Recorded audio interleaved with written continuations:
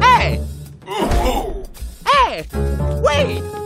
Whether tearing up the track in Mario Kart 8 Deluxe or trading fists with Nintendo's most celebrated characters in Super Smash Bros. Ultimate, Mario is a man of many talents. Before he became a multi-talented icon though, the plumber made his name scaling heights and dodging obstacles in 1981's Donkey Kong. And true, the legacy of this arcade classic somewhat has trailed off over the years, but its DNA has remained in the rather niche Mario vs Donkey Kong series of puzzle platformers, not seen last since the days of Wii U. Could a remake of this original game flourish in today's climate, I wondered. Very much so, actually.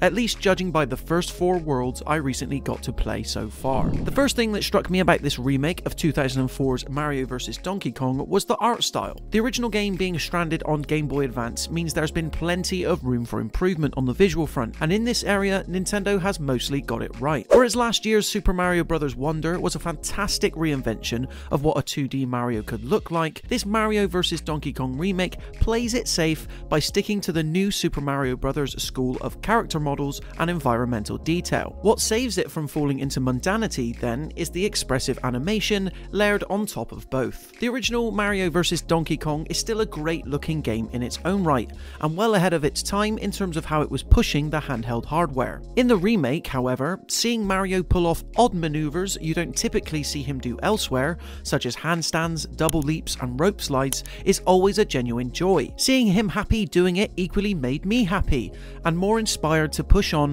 whenever the puzzles got particularly tricky in the latter half of World 4. Better yet, as before, all these cool moves you have him do to navigate each level end up being key to completing them in some form or fashion. For those unaware, the basic setup of Mario vs Donkey Kong sees the latter steal a bunch of mini Mario toys from a factory. Your job is to try and get them back by progressing through enough different world locations and completing increasingly complex puzzle boxes that will test both your problem and puzzle solving ability.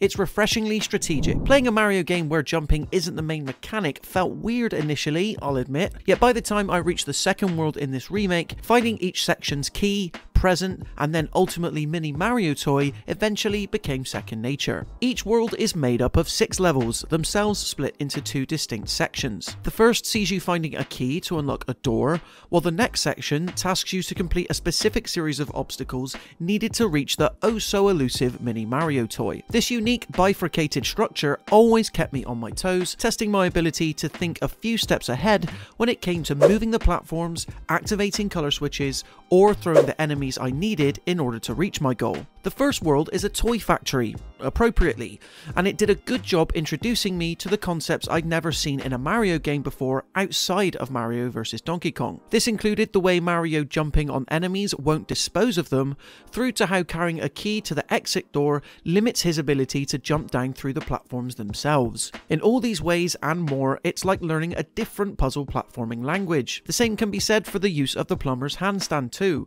which as well as allowing for his handspring jump renders him unaffected by falling obstacles above. Ideas like this are expanded and built upon in Donkey Kong Jungle, Fire Mountain, and Merry Miniland as the 3 other worlds I was able to play. None particularly stretched my lateral thinking skills or had me stumped too harshly, but then this is indicative of a puzzle platformer that's meant to be equal parts charming and approachable to players of all ages. Each world is even punctuated by a Pikmin-like challenge where you must guide the mini-Marios you've gained to safety, while a boss battle against Donkey Kong breaks up the structure even more nicely. Having just had a small taste of what to expect from this Mario vs Donkey Kong remake, it's looking like a safe and faithful reinvention of the Game Boy Advance original, primed to please a newer crowd. I can't wait to see if Nintendo has elected to shake up or indeed add any more mechanics to the existing formula in later levels and worlds, but the good news is, with the full game releasing this February 16th, we don't have too much longer to find out. So there you have it guys, in terms of my early preview thoughts of Mario vs Donkey Kong.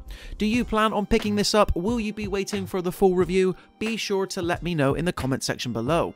And then when you've done that, be sure to leave this video a like if you enjoyed it, and be sure to subscribe to the Mirror Gaming YouTube channel to stay up to date with even more video previews and reviews like this. Until next time, thank you so much for watching guys, and I'll see you in the next one.